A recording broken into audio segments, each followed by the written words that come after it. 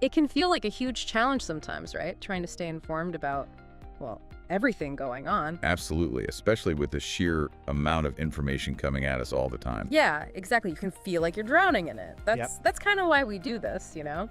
Taking a deep dive, like we are today, into specific things that are, important. Today, it's a proposed law that's been making some noise, the Take It Down Act. Right, also known as Senate Bill 146. Yeah, S.146. And, well, the name kind of gives you a clue about what it's all about, but maybe you can give us the official formal title and kind of what it's trying to tackle. Okay, so formally it's called the Tools to Address Known Exploitation by Immobilizing Technological Deepfakes on Websites and Networks Act. Quite a mouthful, right? But it really gets at the core issue. We're talking about non-consensual, intimate visual depictions, and yeah, that very much includes those increasingly realistic deepfakes. Deepfakes, that's a whole other layer of complexity and honestly kind of scary. So for this deep dive, what are we working with? What are our sources? Well, we have the full text of Senate Bill 146 right here. Perfect. And we also have a White House readout summarizing a roundtable discussion that was held about the act. Okay, so we've got the actual bill itself and then some insights into the conversation surrounding it. Nice. Exactly. So I guess our mission for today is pretty clear then, right? Yeah, I think so. We want to really understand what this Take It Down Act is trying to accomplish. What's the goal here? And then also explore the different perspectives and arguments that came up during that roundtable. Perfect. So let's start with the basics. What's the heart of this act? What's it trying to do? Okay, so the main focus, as both names suggest, is to require these online platforms to have a system in place for removing these non-consensual intimate visual depictions. Getting them taken down. Okay, so yeah, that makes sense. The take it down part is pretty clear. But I'm seeing here in the bill itself, in Section 2, there's more to it than just taking stuff down, right? Right. Section 2 actually amends the Communications Act of 1934. Specifically, it adds a whole new subsection to Section 223. And that's where we get into the specifics of the criminal offenses. Okay, so it's not just about platforms taking things down. There's also potential legal consequences for the people who share this kind of stuff in the first place. Exactly. But before we get into the nitty-gritty of those offenses, it's important to understand how the bill defines certain key terms, because that really sets the stage for everything else. Yeah, that makes sense, laying the groundwork, so to speak. Right. So what are some of those key definitions we got to keep in mind? Well, one of the most important ones is consent. Okay. So they define consent as affirmative, conscious, and voluntary authorization. And it specifically states that this consent has to be free from force, fraud, duress, misrepresentation, or coercion. So it's not just about someone not saying no, it's got to be a very clear and active yes. Exactly. And it really emphasizes that, just because someone might have consented to something else, or maybe even consented to the creation of a certain image or video, that doesn't automatically mean they've consented to it being published online. That's a really important point, because we've all seen how easily things can be taken out of context online. What else do we need to define? Okay, another key term is digital forgery. And this is specifically referring to an intimate visual depiction of someone that can be identified, but that's been created using, technology. Right, so this is where the deepfakes come in. Exactly. Things like software, AI, machine learning, all that. And what's really key here is that the digital forgery has to be essentially indistinguishable from an authentic image or video. Like a reasonable person wouldn't be able to tell the difference. That is both fascinating and terrifying. I mean, the technology is getting so good so fast. Is there anything in the bill about how platforms are supposed to actually tell the difference? Or is that left up to them to figure out? That's a good question. The bill itself doesn't get into the specifics of detection technologies, but it does set that standard, right, indistinguishable to a reasonable person. Yeah. So it seems like it would be up to the platforms to develop or use whatever methods they can to meet that standard when they're evaluating these takedown requests. Okay, so there's that baseline, but a lot of the responsibility falls on the platforms to figure out how to implement it. Yeah, I think that's fair to say. And of course, that's an area that's going to keep evolving as technology gets even better. Right, it's a bit of a moving target. So what other key terms are defined in the bill? Well, we also have identifiable individual, which basically means the person in the image or video whose face, likeness, or even other unique characteristics like a tattoo or a birthmark are visible. It's basically making sure it's clear who the law is meant to protect. Makes sense. I also see interactive computer service mentioned a few times. Yeah, that one refers back to the definition that's already in Section 230 of the Communications Act. Basically, it covers these online platforms that allow users to post content. We don't need to get into all the weeds of Section 230 right now, but just know that it's a pre-existing definition that this bill kind of plugs into. Right. And it helps define which online services are potentially impacted by all of this. Okay, so kind of setting the boundaries, so to speak. Right. And there's also intimate visual depiction, right? Yeah, that one also pulls from an existing definition, this time from Section 1309 of the Consolidated Appropriations Act of 2022. So again, they're not reinventing the wheel here, they're building on existing legal definitions. Essentially, it covers depictions of someone engaged in sexual acts, exposing private areas, or in a state of undress where the main intent is sexual arousal. Got it. So those are some of the foundational pieces, I guess. Yeah, the building blocks. Now let's get into the offenses themselves. How does the bill differentiate between actual authentic intimate images and these deep fakes in terms of what's illegal? Okay, so it does create separate categories for offenses involving authentic, intimate visual depictions versus those that involve these digital forgeries. But the structure of the offenses is pretty similar, especially when it comes to adults. Okay. So for both types, it's unlawful to knowingly publish them online through an interactive computer service if a few specific conditions are met. All right, let's break those conditions down, starting with the authentic images of adults. Okay, so for those, it's unlawful to publish them if, first, the person publishing it knew or should have known that the person in the image had a reasonable expectation of privacy. Okay. Second, that the image wasn't something that the person voluntarily showed in public or, a commercial setting. All right, so not something they put out there themselves, basically. Right. Third, the content can't be related to a matter of public concern. So there's that whole freedom of the press, public interest kind of exception. Exactly. Oh. And then finally, the publication has to be done with the intent to cause harm, or it actually does cause harm, whether that's psychological harm, financial harm, or harm to their reputation. So it's not just about sharing the image, it's about the intent behind it, or the actual harm that results. Right. It has to be more than just, oh, I shared this picture. There has to be that element of, malicious intent or actual damage. Okay. What about when it involves minors, authentic images of minor? That's where things shift a bit. When it's an identifiable minor in the image, it becomes unlawful to knowingly publish it online if the intent is to abuse, humiliate, harass, degrade, or to arouse or gratify the sexual desire of anyone. So that harm threshold that applies to adults gets replaced by this intent-based standard when it's a minor. Exactly. And it makes sense, right? Because protecting children is obviously paramount. And that same intent-based standard also applies to digital forgeries of minors too. So whether it's a real image or a deep fake, if it's a minor and the intent is harmful, that's where the law kicks in. Right, so there's a higher level of protection for minors, regardless of whether it's a real image or a deep fake. Okay, so we've covered the offenses, but are there any exceptions, situations where sharing these images wouldn't be considered unlawful? Yeah, absolutely. There are some important exceptions laid out in the bill, and they apply to both authentic and digitally forged images. Okay, let's hear them. So one exception is for things like lawful investigations, protective activities, or intelligence work by law enforcement or intelligence agencies.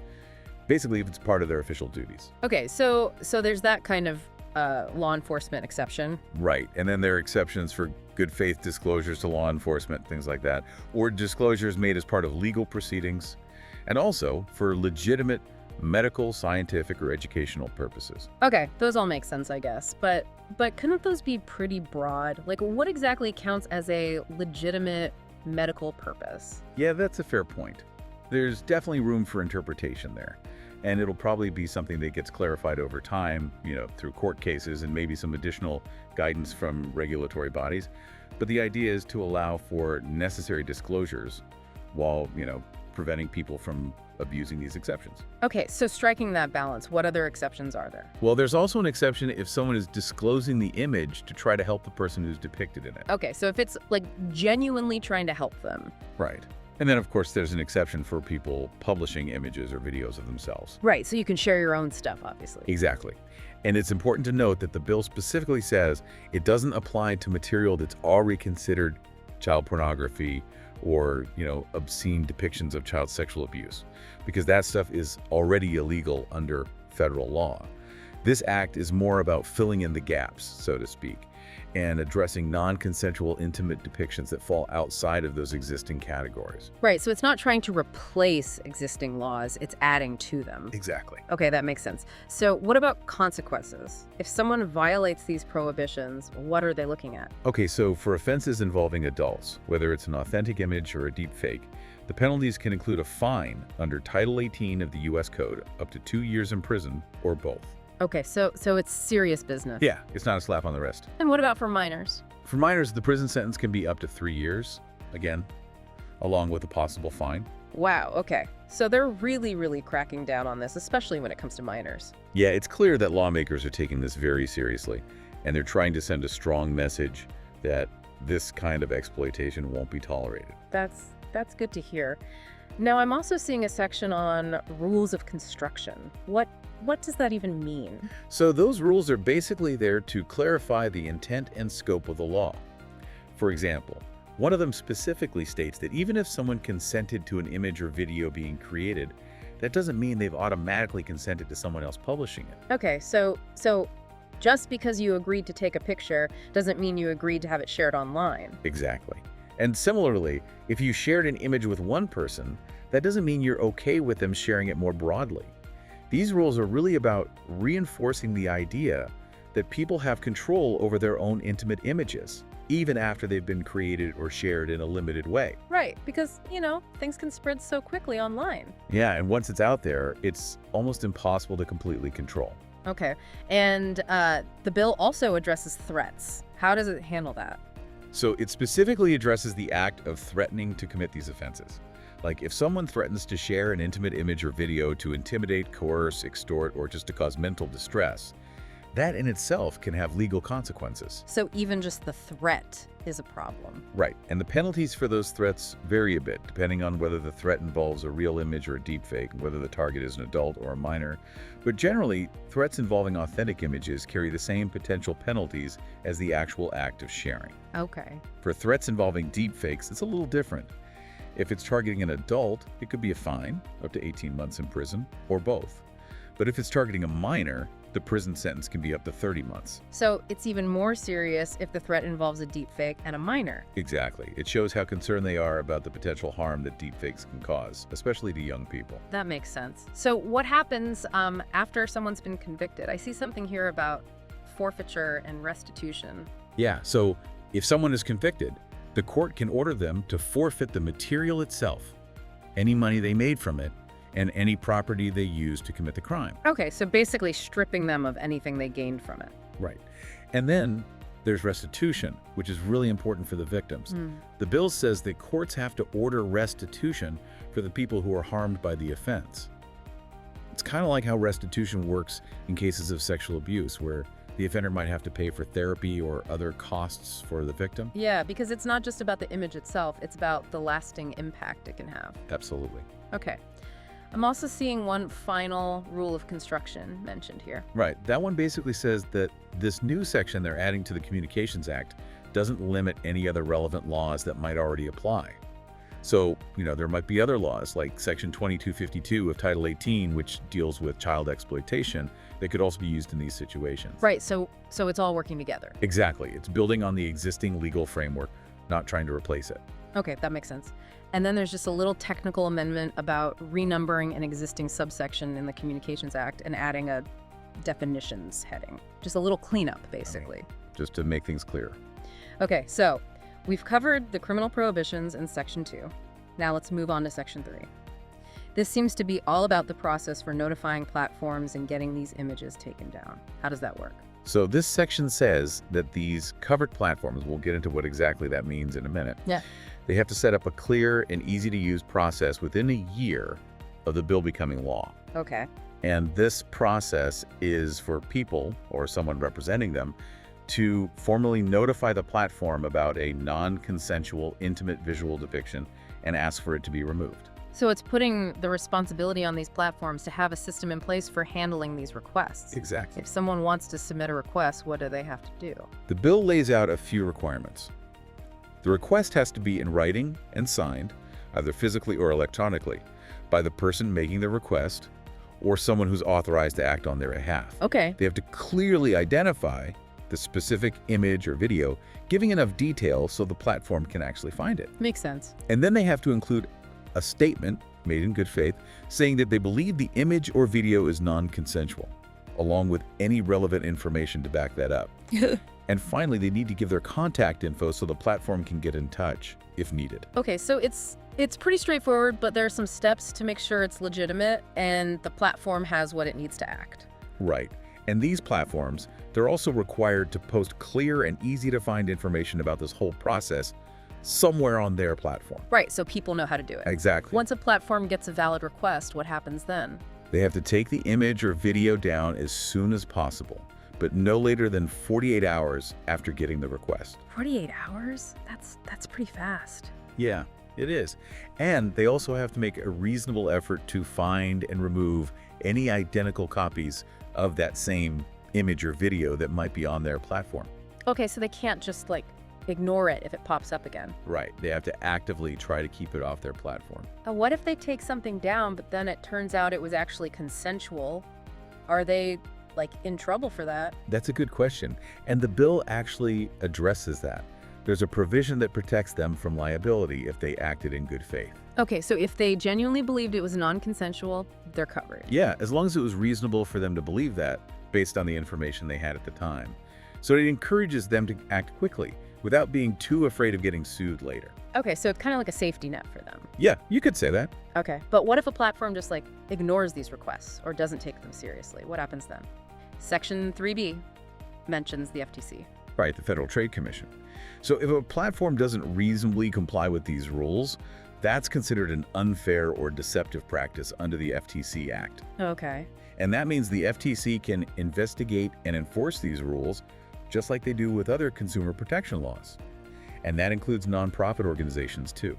So the FTC is basically the watchdog here, making sure everyone's following the rules. Exactly. And the bill makes it clear that this doesn't limit any of the FTC's existing authority under other laws. Okay, so it's adding to their power, not taking anything away. Right. Now, Section 4 gets into defining what a covered platform actually is. Yeah, because we've been saying that term a lot, but what does it actually mean? So, first, it confirms that all those key terms we talked about earlier, like consent and digital forgery, they all mean the same thing as they do in Section 223 of the Communications Act, which is where the criminal offenses are laid out. Okay, so consistency across the board. Right. But then it gets into defining covered platforms specifically for this Act's takedown requirements. All right, let's hear it. A covered platform is any website, online service, online application, or mobile app that's open to the general public. And to be considered a covered platform under this Act, it has to mainly be a place where users create and share their own content, like social media posts, messages, videos, images, that kind of stuff. Or it has to be a platform where publishing non-consensual, intimate visual depictions is part of their regular business. Okay, so that could be a lot of different things, from big social media sites to, shadier corners of the internet. Yeah, potentially. It casts a pretty wide net. But there are some exclusions. Okay, like what? So, broadband internet access providers are excluded, and so are yellow services. And platforms that mostly feature pre-selected content that isn't user-generated, think like streaming services or news websites, they're also generally excluded, as long as any interactive features they have, like comment sections, are just a side thing, not their main focus. Okay, so if it's not really about users creating and sharing their own stuff, they're probably not a covered platform. Right, but there's a catch.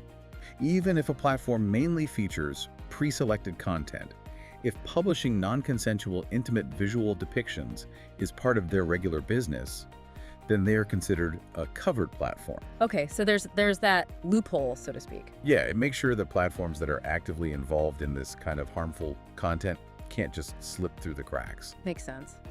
Now, before we move on to the roundtable discussion, there's just one more little section in the bill, Section 5, about severability. What's that all about? Oh, that's just a standard thing you see in a lot of laws.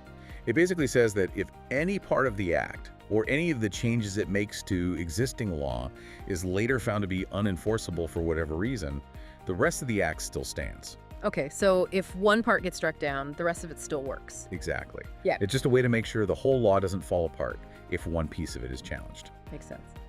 All right, so we've gone through the whole bill itself. Now let's talk about that roundtable discussion that happened at the White House. Sounds like this bill was a big topic there.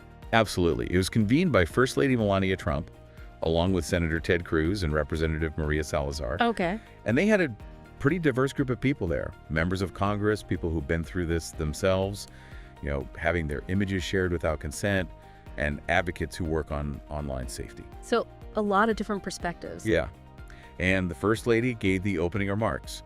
She thanked the Senate for passing the bill and urged the House to do the same. Okay, so she's a big supporter of this. Definitely. What was her main message?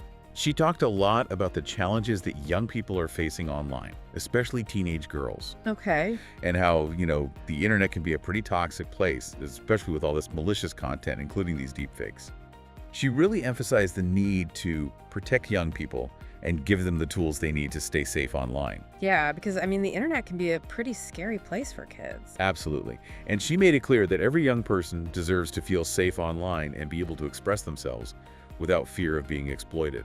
Okay, so it's about protecting their freedom and their well-being. Exactly. What about Senator Cruz? What were some of his main points? He talked about the lasting damage these images can cause, whether they're shared out of revenge or created with AI. Right, because once it's out there, it's out there. Exactly. And he stressed that people have a right to have those images removed. He also mentioned that the Take AI Down Act has bipartisan support, which is pretty significant. Yeah, that's always a good sign. Right. And he said he hopes the House will act quickly and pass the bill too, so it can become law. Okay, so there's a real sense of urgency here. Definitely. The White House readout also mentioned some comments from Take It Down Act advocates. What did they have to say? One of them, Francesca Menning, talked about how important it is to have a strong federal law like this to empower victims. Okay. She said it gives victims a way to fight back and get these images removed quickly within that 48-hour window. Yeah, because time is of the essence in these situations. Exactly. And another advocate, Elliston Berry, highlighted the bipartisan nature of the bill and said it's specifically designed to protect children. So there's that focus on children again. Yeah, it's a big part of this. And they both shared their own stories and experiences to, give a voice to victims and push for this change. Right. It's always powerful to hear from people who have been directly impacted by an issue. Okay, so it's not just about the law itself, it's about the real people it affects. Exactly. The readout also mentions that they talked about broader issues too, not just this specific bill. Yeah, they discussed online safety in general, protecting children in the digital age, and the impact of AI on social media. Yeah. And they also talked about how the Senate already passed the bill, which shows that there's momentum behind this effort. Okay, so this is part of a bigger conversation about online safety. Definitely. So, taking all of this into account, what would you say are the key takeaways from our deep dive into the Take AI Down Act and all the discussion around it? Okay, so the main things to remember are, first, this act wants to make it a federal crime to intentionally share non-consensual intimate images, including deepfakes. And second, it wants to require these online platforms to have a clear process for taking down these images when someone reports them, and to do it fast, within 48 hours. Okay, so it's about punishment and prevention. Right. And the roundtable discussion really highlighted the urgency of this issue, especially the need to protect young people and to empower victims to take control of their online lives. It sounds like there's a lot of support for this, both from lawmakers and from the people who are directly affected by this issue. Yeah, definitely. Well, this has been a really informative deep dive. I feel like I have a much better grasp on this act now and the issues it's trying to address. Me too. It's a complex issue, but it's definitely an important one. Absolutely. And as we wrap up, I think it leaves us with a pretty big question to think about. As technology keeps advancing and the lines between real and fake get even blurrier online, how do we protect people from the harms that can happen in these digital spaces while also upholding our right to free speech? It's a tough balance to strike. Yeah, it really is. Yeah. And it makes you think about how this kind of legislation might affect how online platforms operate and how people behave online. It's all connected. Absolutely. Something we all need to keep thinking about as the digital world keeps evolving. Well said. Thanks. And thank you to everyone for joining us on this deep dive. Until next time. Take care. Bye.